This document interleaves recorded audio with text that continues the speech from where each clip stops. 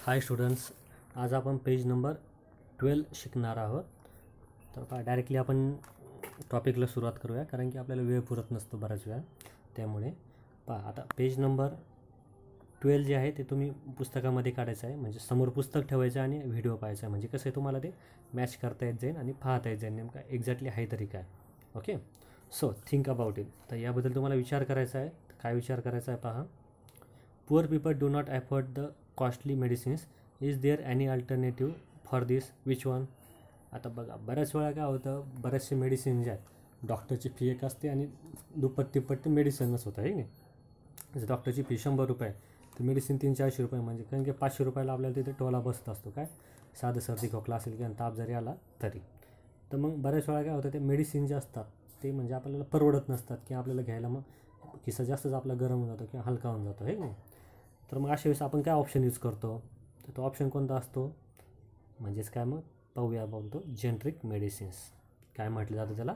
Generic medicines. म्हणजे स्वस्त औषधी केंद्र किंवा जेनरिक जे औषधं असतात. म्हणजे तिथं काय, जसं की एखादी गोळी समजा इकडे रेग्युलर मेडिकलमध्ये जर 5 रुपयाला मिळते, तर त्याच पद्धतीची गोळी, म्हणजे तिचं थोडंसं नाव चेंज झालेलं असणार आहे आणि त्यानंतर तिचे जे कंटेन असतं ते थोडंसं चेंज असतं आणि तिचे रेटसुद्धा मग चेंज असतात. म्हणजे इफेक्ट तर त्यांचे दोघींचे सारखेच असतात, पण मग त्यांचे कंटेंट्स वगैरे त्याच्यामध्ये बरेचसे चेंजेस असतात. ओके, आणि त्या टॅबलेट्स जरी घेतल्या आपण तरी त्यात चालत असतात. सो तर मग आता जेनरिक मेडिसिन्स नेमकं आहे तरी काय ते पाहूया. Generic medicines are also known as general medicines. This are manufactured and distributed without any patent. तर आता हे जे जेनरिक मेडिसिन्स आहे, म्हणजे स्वस्त औषधी केंद्र असं आपण त्याला म्हणू शकतो आहे. तर मग ही जे याच्यामधील जे काही मेडिसिन्स आहे, याच्यामधील जे काही औषधं आहेत ते जनरल मेडिसिन्स, म्हणजे त्याची जनरल अशी जे साधे जे मेडिसिन्स असतात त्यासारखीच ही मेडिसिन्स असतात, पण थोडेसे वेगळे असतात. मग आता यांचं जे मॅन्युफॅक्चर, म्हणजे यांचं जे उत्पादन जे आहे, डिस्ट्रीब्युटेड म्हणजे वितरण जे असतं ते विदाउट एनी पेटंट, म्हणजे त्यांना पेटंटची गरज नसते. जसं की एखादी गोळी आली तर त्या गोळीवर ज्याने ती गोळी तयार केली त्याच्यावर त्याचा मालकी हक्क असतो आणि तो ठरवतो की ही गोळी कितीला विकायची किंवा कोणत्या कंपनीला द्यायची. आणि जेनरिक मेडिसिन्समधल्या गोळ्या अशा असतात की त्यांना पेटंटची गरज नसते, म्हणून मग त्या कशा आहेत, त्या महाग नसतात. This medicines are at par in quality with branded medicines. मग आता हीची जी क्वालिटी असते ती ॲट पर इन क्वालिटी, म्हणजे त्याची ब्रँडेड मेडिसिन्ससारखीच याची देखील क्वालिटी, गुणवत्ता असते. म्हणजे मोठ्या ब्रँडेड कंपन्यासुद्धा जेनरिकमध्ये आता सध्या उतरलेल्या आहेत. Productions cost of this medicines is very low due to fewer expenses of research as their formula is readily available. मग आता ह्याचं ज्यावेळेस प्रोडक्शन केलं जातं, मग ह्या मेडिसिनच्या किमती ज्या असतात त्या बऱ्याच कमी असतात, म्हणजे जेणेकरून एक्सपेन्सेस, म्हणजे ते आपला खर्च जो आहे तिथे तो वाचावा आणि त्या सहजासहजी सगळीकडे उपलब्ध व्हावा, असा त्याचा उद्देश असतो. म्हणून त्याचं प्रोडक्शन देखील खूप मोठ्या प्रमाणात असतं. आता पहा, पहिले जे रेग्युलर मेडिसिन होते, म्हणजे त्या मेडिसिनच्या बरोबरीनेच आता बरेच जेनरिक मेडिसिनसुद्धा ओपन झालेले आहे. आता प्रत्येक गावामध्ये, खेड्यामध्ये, सिटीमध्ये तर भरपूर असतात. गावामध्ये, खेड्यामध्ये सुद्धा आता जेनरिक औषधी केंद्रे उघडलेली आहे. ओके, तुम्हाला सांगितलं मी गोळीमध्ये फरक किती असतो, काय असतं, त्याबद्दलचं कंटेंट, त्याबद्दलची बरीच माहिती तुम्हाला मी आधीच सांगितली. Use of ICT. You can easily obtain the generic medicines using mobile apps like health card and जन समाधान. Download those apps and your mobile and use it if necessary.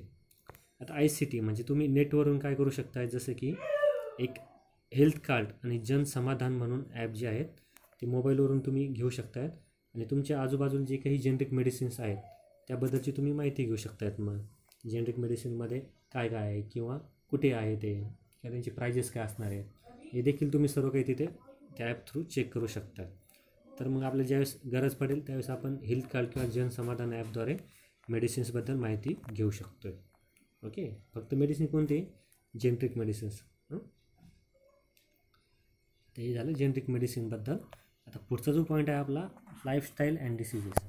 आता आपली लाईफस्टाईल म्हणजे आपलं जे काही जीवनक्रम जो असतो किंवा आपली जीवनशैली, आपण जसं राहतो, खातो, पितो, त्याला आपली लाईफस्टाईल म्हणतो आपण.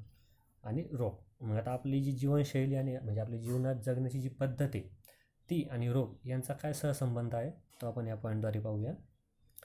Lifestyle includes the daily routine and the type of food Nowadays, habits like staying in bed till late morning and going to bed late in night, frequent changes in meal timing, lack of physical exercise, consumption of junk food, etc. have been increased. Due to this, such people are getting sick frequently. आता आपली जर जीवन प्रक्रिया आपण जर पाहिली सध्याची जीवन जगण्याची, आता कोरोना काळामध्ये तर काय सगळं गणितच बिघडलेलं आहे, खास करून मुलांचं सर्वांचंच. तसं पाहिलं तर कधी उठणे, कधी झोपणे, खाणे, हे की नाही, पचतं नव्हतं किंवा बऱ्याच जणांच्या तब्येती सुधारल्या, काहींची तब्येत खराब झाल्या असतील, पण आजार जे आहेत ते बरेचसे कंट्रोल झाले आहेत त्यामध्ये. आता आपली डेली रुटीन जी आहे ती टाईप ऑफ फूड म्हणजे काय, ते आपल्या खाण्यानुसार असली पाहिजे. म्हणजे आता आपण जर बघतो की काय, म्हणजे आपल्या ज्या सवयी आहेत आजकालमध्ये, कधीही उठणं, कधीही खाणं आणि कधी झोपणं, म्हणजे लेट उठणं किंवा लेट झोपणं, ह्या ज्या गोष्टी असतात त्याचा आपल्या मानसिक आरोग्यावर सुद्धा परिणाम होत असतो. त्याचबरोबर आपण जर जेवण जे वेळेवर घेतलं नाही किंवा शारीरिक मेहनत जर आपण केली नाही, व्यायाम जर केला नाही, किंवा आपण जर खूपच प्रमाणामध्ये कन्झम्पशन ऑफ जंक फूड म्हणजे खूपच प्रमाणामध्ये आपण जर जंक फूडचा बाह्य ज्या वस्तू आहेत त्यांचा जर आपण खाण्यात जर वापर आला तर बऱ्याच वेळा आपलं वजन वाढतं देखील किंवा कमी देखील होतं. आणि ह्याच कारणांमुळे काय आज लोक बऱ्याच वेळा आजारी पडत आहेत. म्हणजे पहिल्या काळातील लोक जे आहेत, समजा आपले आजोबा जे असतील ते काय कमी आजारी पडायचे आणि जास्त दिवस जगायचे. आता उलटं झालं, आता लोक लवकर आजारी पडतात आणि कमी दिवस जगतात, हे की नाही. कारण की जो खाण्यामध्ये जी काही कृत्रिमता आलेली आहे किंवा जे काही हॅबिट आपण जसं म्हणतो त्याचे हे सगळे परिणाम आहेत. If frequency of becoming sick is to be lowered, people should follow right lifestyle. It must include sufficient sleep, right food, yogasanas, pranayama and physical exercise. Physical exercise should also be as per one's capacity. आता याची काही जी वारंवारता आहे, frequency म्हणजे काय, तर frequency म्हणजे काय, याचा अर्थ आपण करू शकतो वारंवारता किंवा म्हणजे आपण बऱ्याच वेळा म्हणजे महिन्यातून बरेच वेळा आजारी पडतो किंवा आपलं काही ना काही दुखतच असतात. तर काय आहे, त्यासाठी आपण जर योग्य ती लाईफस्टाईल जर आपण फॉलो केली नाही तर आपण आजारी पडणारच आहोत. जर आपल्याला वाटत असेल की आपण आजारी पडू नये किंवा आपलं शरीर स्वास्थ्य निरोगी राहावं, तर त्यासाठी काय करायला पाहिजे, सफिशियंट झोप. म्हणजे आपली जी झोप असली पाहिजे ती पुरेशी असली पाहिजे, जसं की ती 6 to 8 आवर्सपर्यंत असली पाहिजे. किती, कमीत कमी 6 तास आणि जास्तीत जास्त 8 तास. ओके. राईट फूड, योग्य ते अन्न पदार्थ असले पाहिजे, जसं की हिरव्या पालेभाज्यांचा, कडधान्य, त्यांचा सर्वांचा समावेश आपल्या जेवणात असला पाहिजे. योगासने, जसं की रामदेव बाबाचे आता दाखवले जातात योगासने वगैरे बरेचसे, आहे की नाही, टी व्हीवर पण. त्यानंतर प्राणायाम. आता योगासने आणि प्राणायाम यामध्ये फरक असतो. योगासने म्हणजे काय, त्यावर आपण आसन थ्रू आपण ते केले जातात, शरीराची पूर्ण त्याच्यामध्ये ॲक्टिव्हिटीज होतात. आणि प्राणायाममध्ये काय, जे चेहऱ्याशी रिलेटेड जे असतात ते खास करून प्राणायाममध्ये येतात. त्यानंतर शारीरिक मेहनत, उदाहरणार्थ जिममध्ये जाणं किंवा डंबेल्स वगैरे जे असतात, घरच्या घरी पण बरेच जण जिम म्हणजे फिजिकल एक्सरसाइज करतात ना. पण ही जी फिजिकल एक्सरसाइज आहे म्हणजे शारीरिक मेहनत जी आहे ती आपल्या शरीराला झेपेल, ओन कॅपॅसिटी म्हणजे आपल्या शरीराला झेपेल एवढीच ती करावी. नाही तर त्याची साईड इफेक्ट्स काय, त्यामध्ये आपल्या हातपाय मोडू शकतो किंवा पोटाला आतमध्ये पिळ बसून किंवा काहीही त्याचे साईड इफेक्ट्स होऊ शकतात. आजकाल आपण पाहतो आहे की लोक बॉडी बनवायच्या नादामध्ये बरेचसे काही गोष्टींचं सेवन करतात, ते करतात आणि नंतर त्याचे मग साईड इफेक्ट्स त्यांना भोगत राहावं लागतं आयुष्यभर. So pranayama and yogasana should be perform under the expert supervision. See the videos of pranayama and yogasanas. आता प्राणायाम आणि योगासनचे हे ज्यावेळेस तुम्हाला करायचं असेल तर तुम्ही जे काही त्याचे काही शिक्षक असतील, सुपरविजन म्हणजे त्याचे काही निरीक्षक जे असतील, ज्यांना ते येत असेल किंवा माहीत असेल, त्यांच्या निरीक्षणाखालीच आपण ते केले पाहिजे. तर मग त्यासाठी आपण व्हिडिओ किंवा प्राणायामची व्हिडिओ किंवा योगासनची व्हिडिओ आपण मोबाईलवर पाहू शकतो किंवा टी व्हीवर पण बऱ्याच वेळा ते दाखवत असतात. पण तसं करून करण्याचा प्रयत्न करू नका, कोणाच्या तरी देखरेखीखालीच ते करा. आता लास्ट पॉईंट जो आहे आपला व्हॅक्सिनेशन म्हणजे की लसीकरण. Vaccination is important to prevent the infectious diseases. Collect the vaccination schedule chart from near by clinic and studied. आता लसीकरण बाळ जन्माला आल्यापासूनच त्यावर एक प्रकारे लसीकरण सुरू होऊन जातं, त्याला डोस देणं चालू करतात. का की पुढे चालून त्याला भविष्यामध्ये काही अडचणी नको व्हायला, त्याचे जे काही शारीरिक जे प्रॉब्लेम्स असतील ते पुढे उद्भवायला नको म्हणून. तर मग जर तुम्ही दवाखान्यामध्ये जर गेला तर तिथे चार्ट दिलेला असतो का की कोणत्या भागाला कोणतं लस दिली गेली पाहिजे, कधी दिली गेली पाहिजे, हे सर्व शेड्यूल तिथे तयार असतं. तर तो चार्ट पहा आणि त्याचं निरीक्षण करा आणि त्याचा अभ्यास देखील तुम्हाला करायला लावलेला आहे. आता डू यू नो ह्याच्यामध्ये पहा काय जी के दिलेलं आहे. Government of India declared the प्रधानमंत्री जन औषधी योजना on 1 July 2015. In this scheme, best quality medicines are made available in affordable prices to the citizens. Jan Aushadhi stores are launch for this purpose. मग आता हे जन औषधी स्टोर्स म्हणजे जन औषधी केंद्र आणि जेनरिक औषध हे वेगवेगळे आहेत. जेनरिक सेवा केंद्र म्हणजे काय, आता 2015 म्हणजे मोदी ज्यावेळेस PM हा आहेत आपले, म्हणजे अजूनसुद्धा आहेत, 2015ला देखील तेच होते. तर आपले जे PM होते त्यांनी भारतामध्ये म्हणजे आपलं जे काही भारताचे जे काही शासन आहे त्यांनी प्रधानमंत्री जन औषधी योजना, जे प्रधानमंत्री थ्रू त्यांनी जन औषधी योजना चालू केली होती 1 जुलै 2015ला. आता ही जी काही स्कीम होती, ही जी काही योजना होती, यामध्ये काय होतं की बेस्ट क्वालिटी म्हणजे चांगल्या प्रतीची औषधं ही आपल्याला कमी किमतीमध्ये मिळणार होती. सिटीजन म्हणजे काय, नागरिक, प्रत्येक नागरिकाला चांगल्या किमतीची औषधंही कमी किमतीत मिळणार होती. त्यासाठी बऱ्याच ठिकाणी जन औषधी केंद्र उघडण्यात आलेले होते. लॉन्च म्हणजे काय, उघडण्यात आले होते किंवा ते तयार करण्यात आलेले होते. ओके, म्हणजे जेनरिकमध्येच आहे पण ते थोडंसं वेगळ्या पद्धतीचं असतं. Indian companies export the generic medicines on large scale. However, those medicines are sold under brand name with high prices in India. In America, 80% medicines used are generic. Due to this, hundreds of billions of money is saved there. तर पहा आता आपल्या भारतातील ज्या काही कंपन्या आहेत म्हणजे ज्या जनऔषधी संबंधात ज्या काम करतात औषधाच्या संबंधात, जसं की आपल्याकडे इथे आता औरंगाबादमध्ये जर म्हटलं आपल्या तर सिप्ला कंपनी आहे पहा, डायग्लो प्लस, अशा बऱ्याचशा देखील कंपन्या आपल्या औरंगाबादमध्ये आहेत की जेणेकरून औषधांचं उत्पादन, गरवारी पॉलिस्टर, ओखाडमध्ये पण बऱ्याचशा औषधी तयार केल्या जात असतात. म्हणजे अशा बऱ्याचशा कंपन्या आहेत आपल्या एरियामध्ये. ओके, सो तर मग एक्सपोर्ट म्हणजे काय, निर्यात. भारतातील बऱ्याचशा औषध कंपन्या काय बाहेर म्हणजे निर्यात करतात, म्हणजे दुसऱ्या देशांना ते औषधं पुरवत असतात. म्हणजे इतक्या मोठ्या प्रमाणात भारतामध्ये मेडिसिन्स तयार होतात. तर मग आता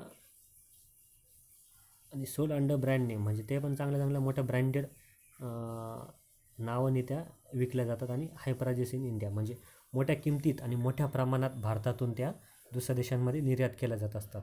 आता अमेरिका जर देश घेतला तर अमेरिकामध्ये 80% मेडिसिन जे आहे ते जेनरिक वापरलं जातं. म्हणजे तेथील लोक जे आहे तर ते रेग्युलर मेडिसिनपेक्षा 80% लोक थोडक्यात जेनरिक मेडिसिनचा वापर करतात. म्हणजे तेथील 80% लोक म्हणजे पुअर पीपलमध्ये आपण काय मिडियम क्लासमध्ये आपण त्यांना धरू शकतो आहे. पाहायला गेलं तर अमेरिका काय जागतिक महासत्ता आहे की नाही. सो ज्याचा त्याचा भाग तो. त्यानंतर काय 100 billions of money is save म्हणजे ते काय करतात तिथे एक प्रकारे शेकडो अब्ज रुपये, बिलियन्स म्हणजे काय अब्ज, म्हणजे शेकडो अब्ज रुपये ते एक प्रकारे वाचवत आहेत. कोण, तेथील लोक म्हणजे स्वतःचे पण आणि एक प्रकारे शासनाचे देखील, म्हणजे शासनाला पण त्यामध्ये काही बेनिफिट्स तर राहतच असतील ना. ओके, सो आता पुढचा जो पॉईंट आहे पहा, let us celebrate health awareness day. चला तर मग आपले जे आरोग्य आहे त्याबद्दल जागरूकता दिवस कोणते कोणते असतात ते आपण पाहूया आरोग्यासंबंधीचे. 7 एप्रिल वर्ल्ड हेल्थ डे, 7 एप्रिलला आपण जागतिक आरोग्य दिन म्हणून साजरा करत असतो. मग आता त्या दिवशी बऱ्याच ठिकाणी काय कॅम्प्स वगैरे ऑर्गनाईज केले जातात, लोकांची फ्री ट्रीटमेंट केली जाते किंवा फ्री चेकअप केले जातात. 14 June world blood donation day म्हणजे जागतिक रक्तदान दिवस तो असतो. मग त्या दिवशी बरेच लोक रक्तदान करत असतील. 29 सप्टेंबर वर्ल्ड हार्ट डे म्हणजे काय, वर्ल्ड हार्ट डे म्हणजे काय जागतिक हृदय दिन. म्हणजे त्या दिवशी लोक एकमेकाशी चांगले व्यवहार करत असतील, चांगलं बोलत असतील जेणेकरून त्यांच्या हृदयाला शरीराला चांगलं मान मिळते. हे असं नाही की मग 29 सप्टेंबरला लोक हृदय काढून दुसऱ्याला देत असतील, असं काही इथे नाही. Okay, 14 November world diabetes day, 14 November हा जागतिक मधुमेह दिन असं म्हणजे साजरा केला जातो. मग त्या दिवशी काही म्हणजे काही हॉस्पिटल्स वगैरे असतील ते मधुमेही लोकांसाठी काही स्कीम ते राबवत असतील त्यावेळेस. ओके, सो पुढे आहे अंडरस्टँड द इम्पॉर्टन्स म्हणजे आपल्याला त्याचं महत्त्व आपण जाणून घेऊया. ब्लड डोनेशन मग आपलं जे काही रक्तदान आपण जे करतो त्याचं रक्तदानाचं महत्त्व देखील आपण जाणून घ्या. रक्तदान हेच सर्वश्रेष्ठ दान असं म्हटलं जातं. म्हणजे दान म्हणजे काय, जसं की डाव्या हाताने जर दान केलं तर उजव्या हाताला देखील कळू नये असं म्हटलं जातं. म्हणजे त्याची वाच्यता कुठे करावी लागत नसते, कुठं बोलून दाखवावं लागत नसतं की मी इतकं दिलं, मी तितकं दिलं, मी हे करतो ते करतो. याला आपण खरं दान म्हणू शकतो आहे.